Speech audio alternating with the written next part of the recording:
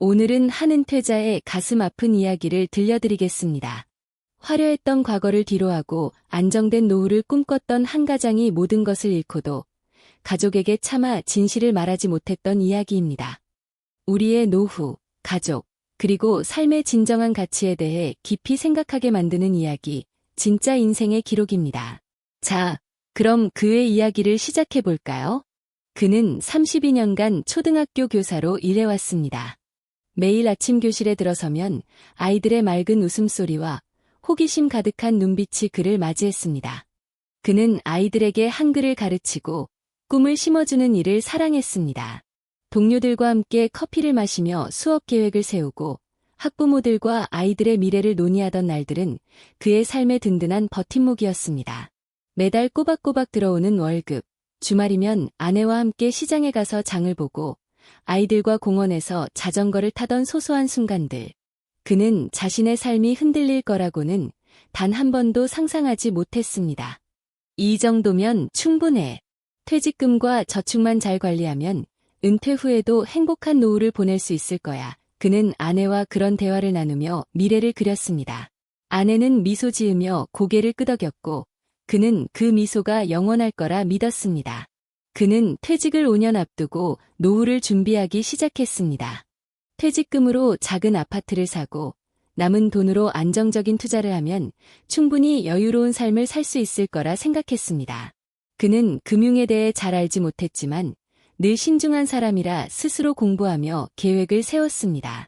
여행도 가고 싶고 손주들이 생기면 예쁜 옷도 사주고 싶어 아내와의 대화에서 그는 그런 꿈을 자주 꺼냈습니다. 아내는 당신이 알아서 잘할 거야 라며 그를 믿어줬습니다. 그 믿음은 그에게 큰 힘이 됐지만 동시에 무거운 책임감으로 다가왔습니다. 그러나 운명은 그의 계획을 비웃듯 무너뜨렸습니다. 퇴직 후 1년도 채 지나지 않아 그의 삶은 완전히 다른 궤적을 그리기 시작했습니다. 어느 날 초등학교 동창이라는 친구가 그를 찾아왔습니다. 그 친구는 세련된 양복을 입고 고급 시계를 차고 있었습니다. 그는 사업가로 성공한 듯 보였고 자신감 넘치는 목소리로 제안을 했습니다. 지금 이 부동산 펀드에 투자하면 퇴직금을 2배, 아니 3배로 불릴 수 있어. 이런 기회는 평생 한 번 올까 말까야. 친구는 서류를 보여주며 설명했습니다. 펀드는 해외 리조트 개발 프로젝트에 투자하는 것이었고 서류엔 화려한 사진과 복잡한 수익 구조가 적혀 있었습니다. 그는 처음엔 망설였습니다. 투자는 위험하지 않나? 그는 조심스럽게 물었지만 친구는 웃으며 대답했습니다. 너 같은 신중한 사람이야말로 이런 기회를 잡아야 해. 내가 너를 망하게 할 리 없잖아. 그 말에 그는 마음이 흔들렸습니다. 그는 평생 교육자로 살며 사람을 믿는 법을 배웠습니다. 학생들의 순수한 눈빛을 보며 동료들의 진심을 느끼며 살아왔죠. 친구의 말도 그 연장선에 있다고 생각했습니다. 그는 서류를 꼼꼼히 읽어보고 몇 번 더 질문을 던졌지만 결국 친구의 자신감과 그럴싸한 서류에 넘어갔습니다. 그는 퇴직금 전액과 그동안 모은 저축의 80%를 그 펀드에 쏟아부었습니다. 이 돈이 불어나면 아내와 세계 여행도 다니고 아이들에게 더 큰 선물을 줄 수 있을 거야. 그는 기대에 부풀었습니다.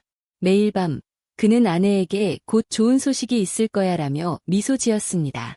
아내는 그의 말을 믿으며 당신이 하는 일이면 다 잘 될 거야 라고 응원했습니다. 그러나 그 믿음은 곧 배신으로 돌아왔습니다. 투자 후 몇 달, 그는 수익에 대한 소식을 기다렸지만 회사로부터 오는 연락은 점점 뜸해졌습니다. 처음엔 프로젝트가 진행 중이라 시간이 걸린다는 답변이었지만 결국 회사 전화는 연결이 되지 않았습니다. 친구에게 연락했지만 그의 전화기도 꺼져 있었습니다. 불안감이 엄습했습니다. 그는 직접 회사를 찾아갔지만 사무실은 이미 텅 비어 있었습니다. 그제야 그는 깨달았습니다. 자신이 사기를 당했다는 것을. 부동산 푼드는 처음부터 존재하지 않는 허구의 프로젝트였습니다. 그의 통장엔 고작 몇십만 원만 남아 있었습니다. 30년간 한 푼 두 푼 모은 퇴직금, 가족의 미래를 위해 아껴왔던 저축이 한순간에 증발해버린 겁니다.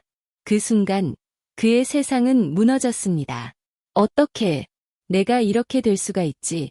그는 며칠 동안 집 밖을 나오지 못했습니다. 거울 속 자신의 모습이 낯설게 느껴졌습니다.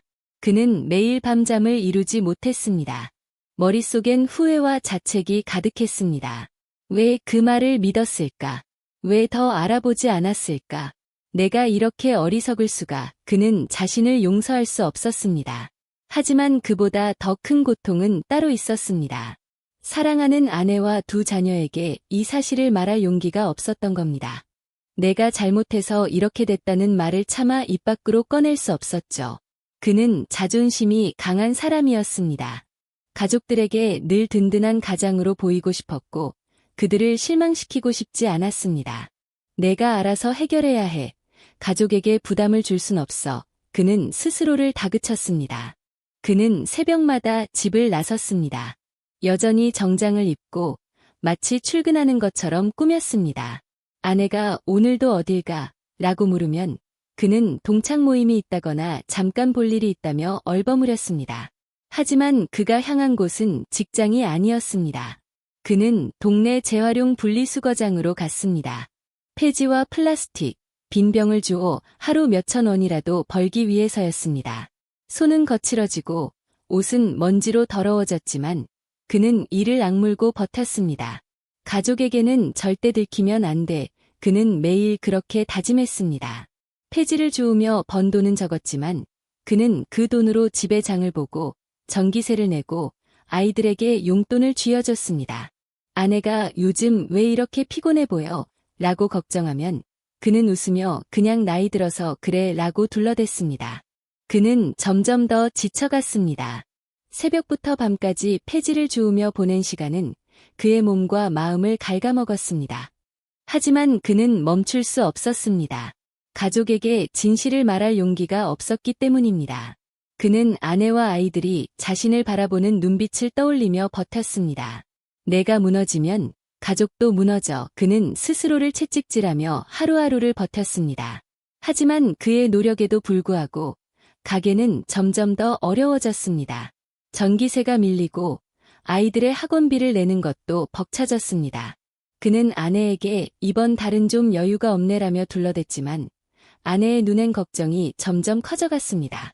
그러던 어느 날 아내가 우연히 그의 가방을 정리하다 낡은 장갑과 구겨진 종이 쪼가리를 발견했습니다. 폐지를 주운 흔적이었습니다. 아내는 처음엔 무슨 일인지 몰랐습니다. 하지만 그의 피로한 얼굴, 새벽마다 집을 나서는 모습, 그리고 점점 줄어드는 가게비를 떠올리며 모든 걸 짐작했습니다. 아내는 그를 조용히 불렀습니다. 여보, 이게 뭐야? 무슨 일이야? 그녀의 목소리는 떨리고 있었습니다. 그는 더 이상 숨길 수 없었습니다. 고개를 숙인 채 그는 모든 걸 털어놓았습니다. 퇴직금을 잃은 일, 사기를 당한 일, 가족에게 말하지 못하고 폐지를 주었던 일까지. 당신한테 부담 주고 싶지 않았어. 내가 다 망쳐놓고 어떻게 당신한테 그런 말을 해. 그는 눈물을 글썽이며 말했습니다. 아내는 한참 동안 아무 말도 하지 않았습니다. 그녀의 눈에도 눈물이 고였습니다. 하지만 그녀는 그를 나무라지 않았습니다. 대신 그의 손을 꼭 잡으며 말했습니다. 왜 나한테 말 안 했어? 우린 부부잖아. 같이 이겨낼 수 있었을 텐데. 그 말에 그는 처음으로 마음 깊은 곳에서부터 눈물을 흘렸습니다. 그동안 억눌렀던 모든 감정이 터져나왔습니다. 그는 아내의 품에서 아이처럼 울었습니다. 미숙한 내가 잘못했어. 당신한테 미안해. 그는 계속해서 사과했습니다. 그날 밤 부부는 오랜만에 진심으로 이야기를 나눴습니다. 아내는 그를 비난하지 않았습니다. 대신 함께 앞으로의 계획을 세웠습니다. 우린 아직 살아. 다시 시작하면 돼. 아내의 단단한 목소리는 그에게 새로운 희망을 주었습니다. 그는 폐지 줍는 일을 그만두고 동네 작은 학원에서 시간제 강사로 일 시작했습니다. 수입은 예전 같지 않았지만 부부는 함께 절약하며 하루하루를 채워갔습니다. 아내는 집에서 온라인으로 작은 부업을 시작했고 아이들도 부모님의 상황을 이해하며 용돈을 아꼈습니다. 그는 말합니다. 가장 큰 실수는 돈을 잃은 게 아니라 가족에게 솔직하지 못했던 거였어요. 이제라도 진심으로 살아가고 싶습니다. 그의 이야기는 여기서 끝이 아닙니다. 그는 여전히 매일 아침 일찍 일어나 정장을 입습니다. 하지만 이번엔 정말로 학원으로 향합니다. 학생들에게 글쓰기와 독서를 가르치며 그는 다시 웃음을 되찾았습니다. 내가 아이들에게 가르치는 건 단순한 글이 아니에요. 인생에서 가장 중요한 건 진심이라는 걸 알려주고 싶어요. 그의 목소리엔 이제 떨림 대신 단단한 확신이 담겨 있습니다. 그는 학생들과의 대화에서 자신의 이야기를 조금씩 나누기 시작했습니다. 실패해도 괜찮아요. 다시 일어서는 게 중요해요. 그는 아이들에게 그렇게 말하며 자신에게도 다짐합니다. 그의 아내는 이제 그의 가장 큰 조력자입니다. 부부는 매주 일요일 저녁 함께 앉아서 가계부를 점검합니다. 이번 달은 여기서 좀 아끼자. 다음 달엔 아이들 학원비를 먼저 내자. 그들은 그렇게 작은 계획을 세우며 하루하루를 버텨냅니다. 아이들도 부모님의 노력을 보고 자랐습니다. 큰아들은 대학생이 되어 아르바이트를 시작했고, 작은 딸은 방과 후 시간을 활용해 동네 도서관에서 자원봉사를 하며 부모님을 돕습니다. 가족은 이제 더 단단해졌습니다. 노후를 준비하며 우리가 무엇을 지켜야 하는지, 무엇이 진짜 소중한지를 다시 생각하게 합니다. 돈은 잃을 수 있습니다. 하지만 가족, 그리고 서로를 향한 신뢰는 절대 잃어선 안 됩니다. 그는 이제야 그걸 깨달았습니다. 그리고 그 깨달음은 그의 삶을 다시 일으켜 세웠습니다. 그는 말합니다. 내가 잃은 건 돈이 아니에요. 내가 되찾은 건 가족과의 진심이에요. 여러분, 이 사연을 들으며 어떤 생각이 드셨나요? 노후를 준비하며 우리가 잊지 말아야 할 건 뭘까요? 돈일까요? 아니면 가족과의 진심일까요?